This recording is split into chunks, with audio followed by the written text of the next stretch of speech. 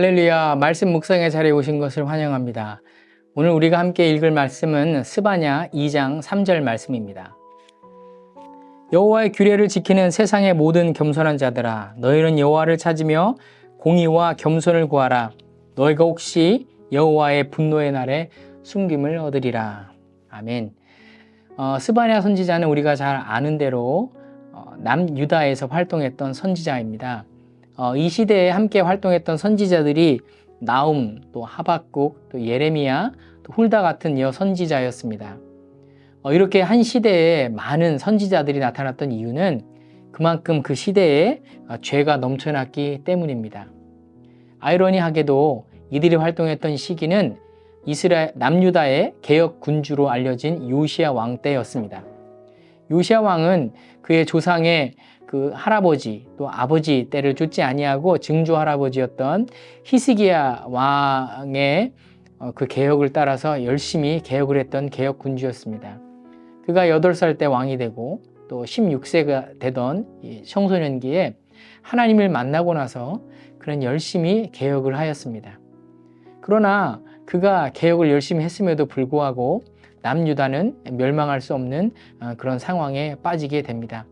그래서 그가 화살의 무기또 전투에서 화살에 맞아 죽게 된 후 그의 아들이었던 요아스, 요아김, 요야긴, 시드기야 왕 4명의 이 왕을 거치면서 남유다는 멸망하게 되는 것이죠. 여기서 우리는 이런 질문을 합니다. 요시야 왕이 그렇게 열심히 개혁을 했음에도 불구하고 하나님은 왜 돌이키지 않으시고 이 남유다를 멸망하게 하셨을까? 그 이유가 바로 오늘 생명의 산 3장, 스바냐 3장 1절부터 8절에 나와 있는데요. 그것은 그들의 죄가 너무나 한 명 한 명 그 개개인의 삶까지 관영했기 때문이었습니다. 자, 2절에 보시면 백성들의 삶의 모습이 나오는데요. 하나님의 명령을 듣지 않았다. 그리고 교훈을 받지 않았다. 또 여호와를 의뢰하지도 않고 하나님에게 가까이 나아가지 않았다. 하나님을 완전히 떠난 삶을 살았다는 것입니다. 그 대신에 남유다 백성들은 그 왕들 시대에 악한 왕 시대에 세워졌던 수많은 우상들을 쫓아서 살았던 것을 우리가 보게 되는 것이죠. 자, 백성들뿐만 아니라 그럼 리더라도 좀 달라야 되지 않겠어요? 네, 리더들은 어떻습니까? 3절 보시면 방백들은 부르짖는 사자요 재판장들은 저녁 일이었다. 이 말씀은 사자처럼 이리처럼 아주 탐욕스럽고 모든 재판들을 좀 바르게 해야 되는데 돈에 따라서 사람들을 괴롭히고 모든 정치 시스템이 무너져 내렸다는 것을 말합니다. 그런가 하면 이 종교 지도자들은 좀 달라야 되지 않습니까? 4절 보시면 선지자들은 경솔했다. 간사한 사람들이었다. 이 말이 무엇이냐면 사람들이 좋아하는 말만 했다는 겁니다. 사람들이 듣기 좋아하는 말만 했다는 것입니다. 예배당에서 교회에서 또 목사님들이 요즘식으로 얘기하면 설교단에서 죄를 지적하고 돌아올 것에 대해서 리뷰킹, 꾸짖어야 되는데 그렇게 하지 않고 성도들이 좋아하는 말만 했다는 것이죠. 그럼 제사장들은 또 어떻습니까? 보면 성소를 더럽히고 율법을 범하였다.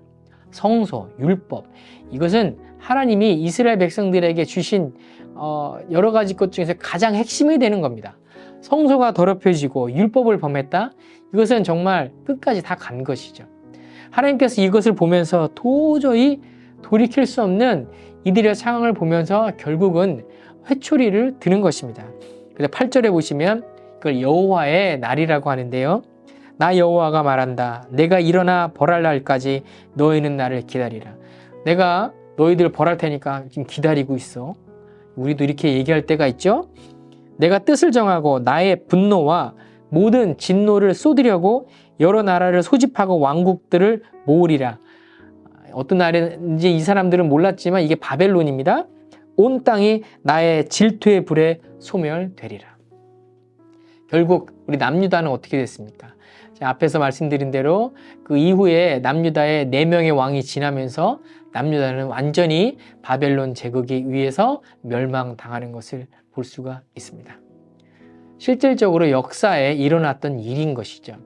그러나 성도 여러분, 하나님이 왜 북이스라엘 그리고 남유다를 왜 차례차례로 멸하게 하셨을까요? 다른 이민족들, 이들이 말하는 할례를 받지 못한 그런 민족들에게 왜 이 두 나라가 망하게 하셨을까요? 그것은 하나님이 남유다를, 하나님의 백성들을 미워해서가 아닙니다. 그것은 하나님이 그들을 사랑해서 그들을 사랑하기 때문에 그들에게 벌을 하신 것입니다. 7절 보시면 이렇게 나와 있습니다. 내가 이르기를 너는 오직 나를 경외하고 교훈을 받으라. 그리하면 내가 형벌을 내리기로 정하기는 하였지만 너의 거처가 끊어지지 아니하리라. 그러니까 경외하고 하나님의 말씀에 순종하는 자는 결단코 끊어지지 아니하리라. 이게 하나님의 마음이었다는 것입니다. 자식을 훈계할 때 정말 자식을 막 끝까지 내가 가만 안 두겠어 하고 정말 피가 철철 나도록 그렇게 괴롭히고 그렇게 형벌을 주는 부모가 세상에 어디 있습니까? 그런 부모는 절대 없습니다. 자식을 혼낼 때는 부모도 마음이 아픈 거죠. 이건 다 경험해 보셨겠죠? 하나님은 너무너무 가슴이 아픈 거예요. 그렇게 형벌을 내리기로 딱 말씀을 생각을 하셨지만 너가 돌아오면 내가 용서해 줄게. 그게 하나님의 마음인 것이죠.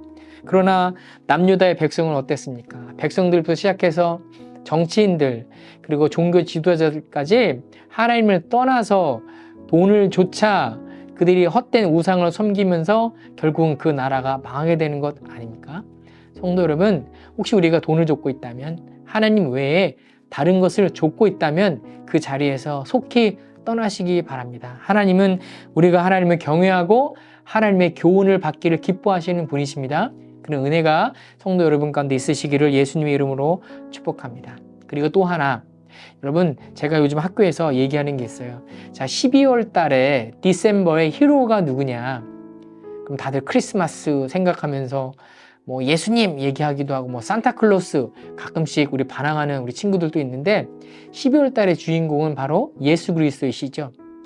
우리가 이렇게 하나님의 진노의 형벌 가운데 있음에도 불구하고 하나님께서 예수 그리스도를 보내셔서 예수 그리스도를 믿는 모든 자를 사망에서 생명으로 옮기시는 은혜를 주신 줄로 믿습니다. 오늘 이 말씀을 보면서 남유다가 비록 형벌 가운데 그들이 망하였지만 우리도 똑같이 이 하나님의 진노의 형벌 가운데 있는 사람이었지만 우리가 이 시대보다 더 복된 사람인 이유는 바로 우리를 대신해서 예수 그리스도께서 십자가에서 죽으셨기 때문입니다. 그래서 12월 한 달은 또 예수님을 좀 깊이 묵상하시고 십자가의 구속의 은혜를 더 깊이 생각하시는 그런 한 달이 되시기를 예수님의 이름으로 축복하고, 오늘 하루도 내가 비록 하나님의 형벌 아래에 있었지만, 하나님의 진노 아래에 있었지만 나를 위해 죽으신 예수 그리스도의 십자가의 은혜, 그 구속의 은혜 또 깊이 묵상하시는 그런 하루가 되시기를 예수님의 이름으로 축복합니다. 다 함께 기도하겠습니다. 오늘도 귀한 말씀을 주시니 감사합니다. 사랑의 하나님, 모든 만물을 만드시고 주관하시는 하나님, 주님의 사랑에 감사를 드립니다. 주님의 은혜 안에서 저희가 축복 누리기를 원하시는 하나님, 감사합니다. 부족하고 주님 아니면 아무것도 할 수 없는 저희인 것을 잘 알고 있습니다. 알파와 오메가가 되시고 전지전능하신 주님, 그 능력 안에서 주님의 자녀로 살게 하여 주심도 감사합니다. 저희 빛내리 교회를 위해서 기도드립니다. 새 자리에 자리 잡고자 지금 프로세스를 하고 있는 중입니다. 프레임워크를 준비하는 리더들부터 시작해서 모든 플랜과 재정과 로지스틱스가 주님의 뜻대로 이루어지도록 저희들이 한 마음으로 서로를 격려해 주면서 이것이 주님의 집을 짓는 일이라는 걸 잊지 않도록 도와주십시오. 이 과정을 통해 우리의 믿음이 더 강해지게 축복해 주시고 성도들 간의 관계가 서로를 세워주는 귀한 시간이 되게 해 주십시오. 우리 빛내리 교회가 하나님의 향기를 내는 아름다운 성전과 성도가 되게 하여 주시고 DFW에 있는 사람들에게 주님을 선포하는 예배 장소가 되게 세워주시기를 기도드립니다. 크신 하나님의 역사가 이루어지는데 성령님의 인도를 따르는 저희가 되도록 이 모든 말씀을 예수님의 이름으로 기도드립니다. 아멘.